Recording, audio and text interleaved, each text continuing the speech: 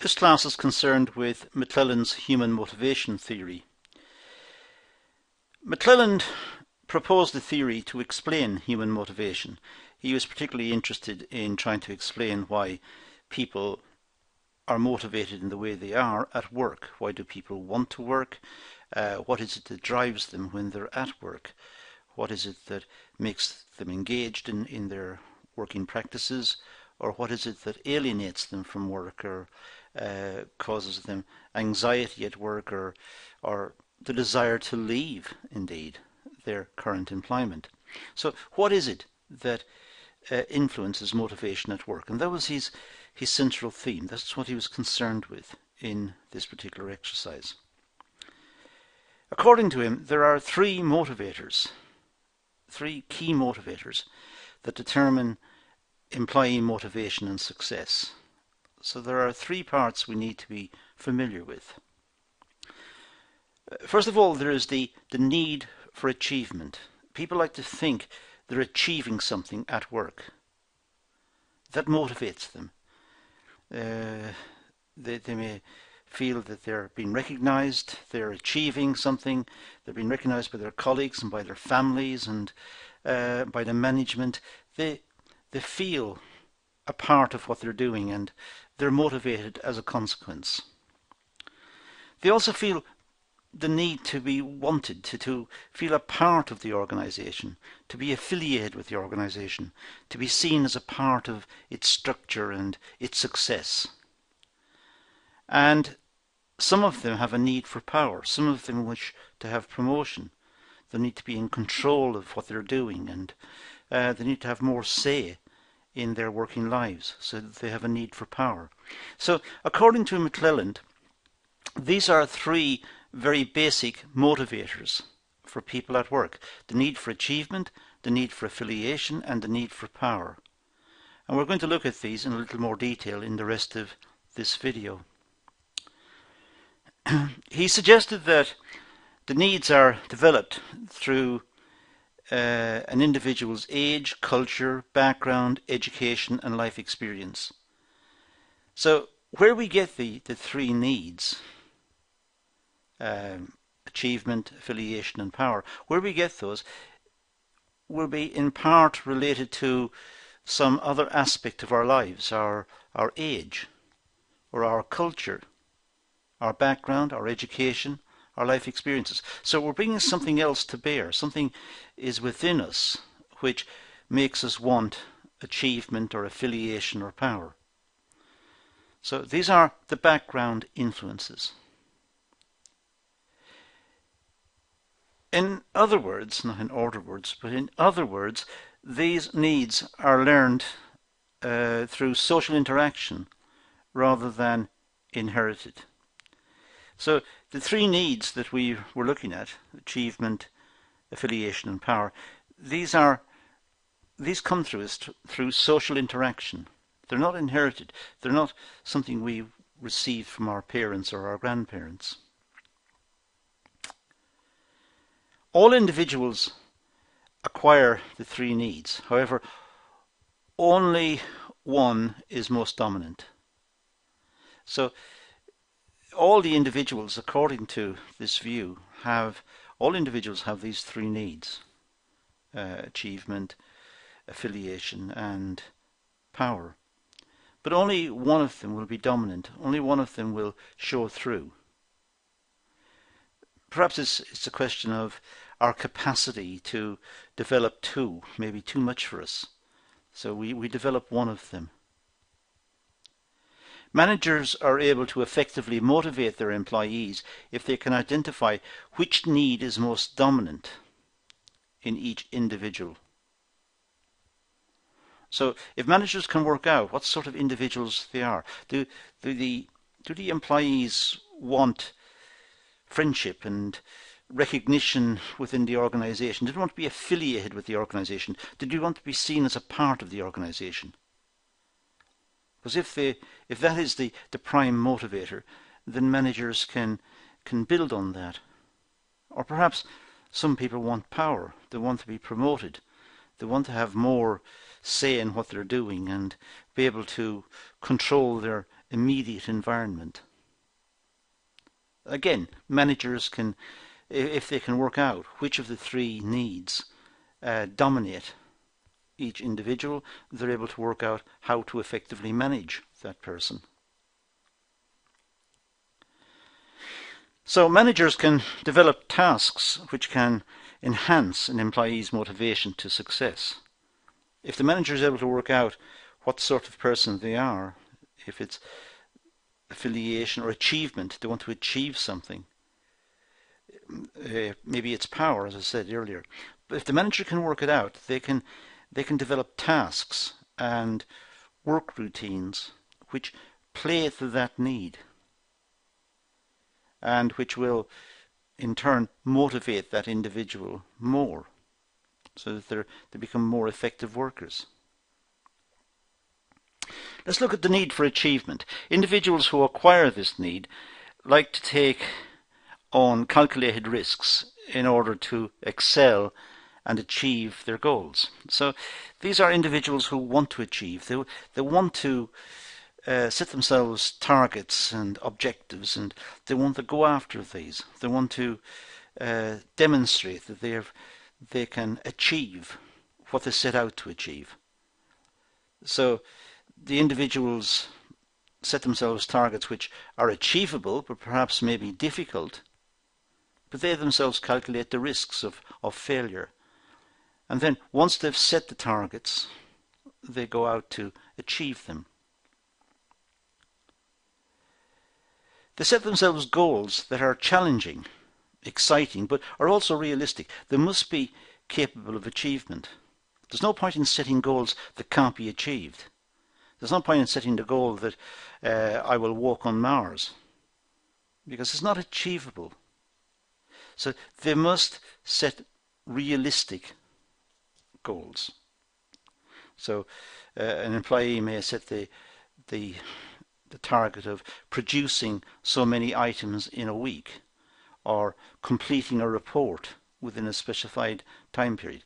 And when he or she completes the report or achieves a certain production level or whatever it is, they feel a sense of achievement. They've done it. And that's what motivated them. It's the sense of achievement, the sense that they have done a good job, and they feel good about it. They like to, generally speaking, work alone or with other achievers. They don't like to work with anybody. They like to either work alone, set themselves their own targets and get on with it, or alternatively to work with others who are similar-minded to them, people who set themselves targets as well, and sometimes that can lead to competition.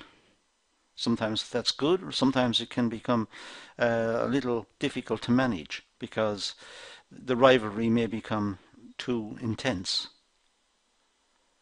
But generally speaking, these individuals don't like to work with anybody. They don't like to work with workers who are complacent and easygoing.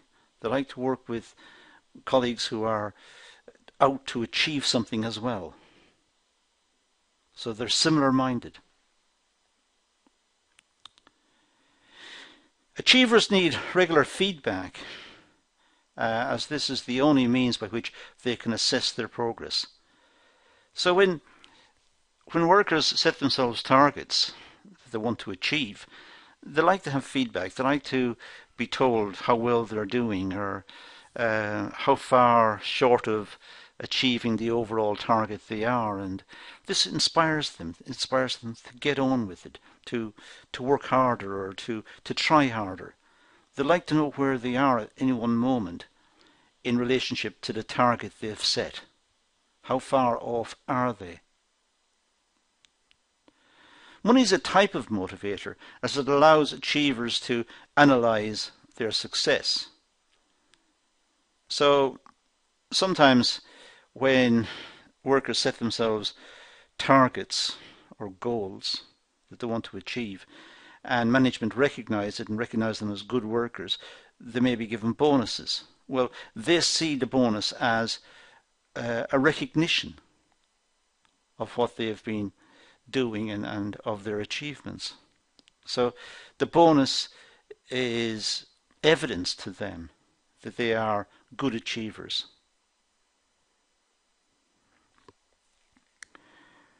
They don't need to be constantly praised in order to keep them motivated. This type of worker has it in his or her head. They are self-motivated to a large extent. They want to achieve. It's part of them. They like the idea of a challenge. They like the idea of setting themselves a goal and going out to try to achieve it. They don't need to be progressed or watched. They do it themselves. They simply get on with it. So they don't need a lot of supervision. Now, the need for affiliation. Well, this type of need, individuals are more concerned about being liked and accepted. They want to be liked by the management. They want to be liked by their colleagues. They want to be accepted. They have a need to be wanted. They form informal relationships within the organization. They talk to each other, and they want to know each other, and they want to, it's a community to them. They want to be able to share their problems and talk about what's gone right and what's wrong, not just within the workforce, but within the working environment, I should say, but also what's happening to them in their own personal lives, what's happening in the community. So they're forming informal relationships that are, in a sense, support for them as individuals.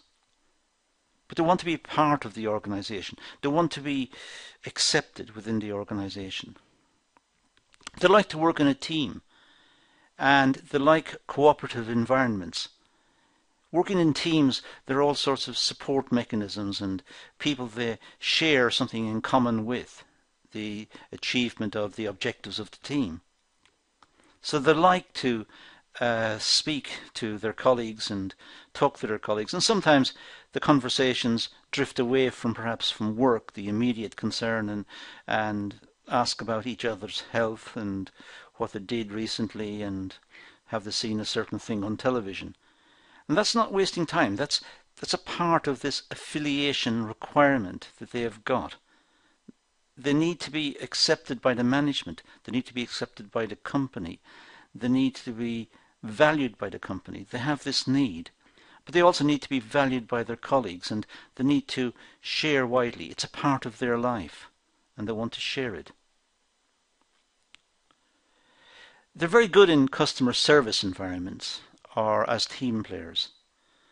They like dealing with people. They like trying to understand people and solving problems for people and being helpful. Now, the need for power. Well, this type of need is associated with individuals who like to take control and lead others. They can become argumentative and have the ability to influence people. These are quite strong personalities.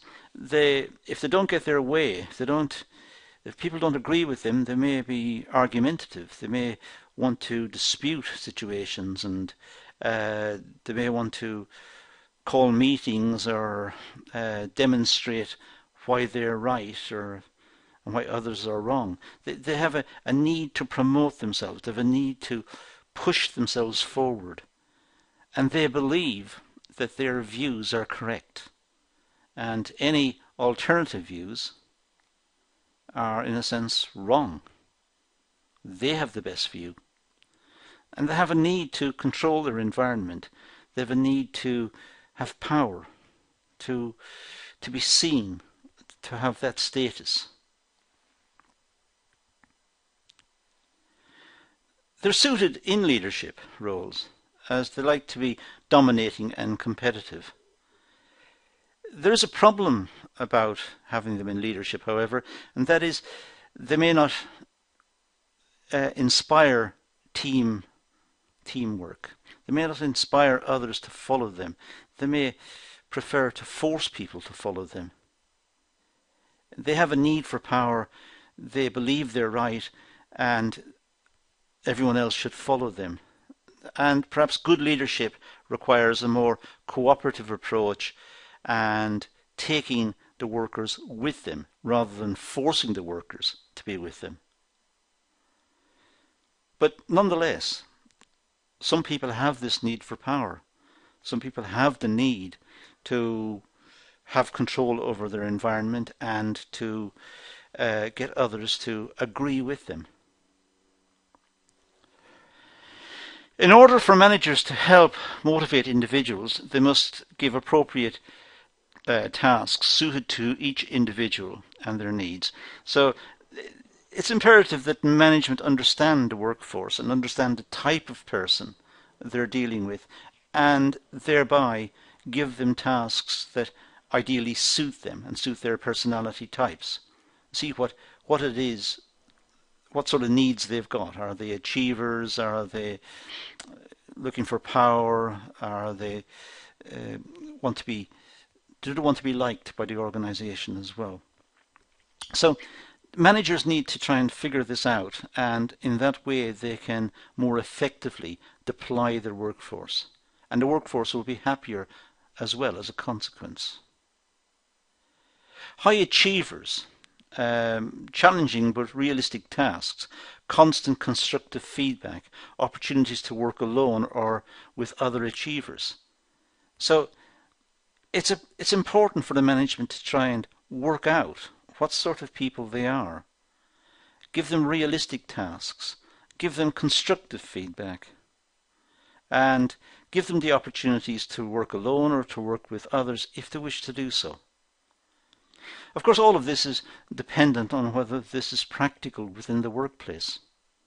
We're assuming here that the workplace is of a scale that enables management to be able to have this flexibility. High affiliation, well, best working in groups, informal environments, personal feedback, manageable tasks. So to have affiliation with the organization, it's best. These type of people like to affiliate, they like to mix with others, so they like to work in groups, they like to have informal environments if possible, they like to have personal feedback, and they like to have their tasks that are manageable. They can achieve it quite easily within their capacity. For power, well, there's leadership role, direct feedback, goal-orientated tasks. And that's all we're going to deal with in this session. So we're going to leave it at that and say those were some of the insights into McClelland's motivation theory. So thank you for watching.